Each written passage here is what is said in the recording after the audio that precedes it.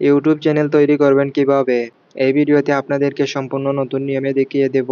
আপনারা উপরের দিকে ক্রিয়েট চ্যানেলে ক্লিক দিবেন। তারপরে আপনারা নেমে ক্লিক দিবেন। আপনার ইউটিউব চ্যানেলের নাম বসিয়ে দিবেন। তারপরে আপনারা উপরের দিকে সেভ অপশনে ক্লিক দিবেন।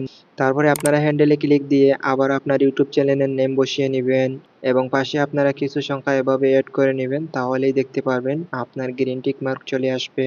তারপরে আপনারা সেভ অপশনে ক্লিক দিবেন। তারপরে আপনারা দেখতে পারবেন পিকচার নামে একটি অপশন রয়েছে। আপনারা ক্যামেরার লোগোতে ক্লিক দিয়ে পিকচার এড করে নিবেন। তারপরে আপনার গ্যালারি ওপেন করে নিবেন এবং গ্যালারি থেকে পিকচার এড করে নিবেন। তারপরে আপনারা সেভ আস প্রোফাইল পিকচারে ক্লিক দিবেন।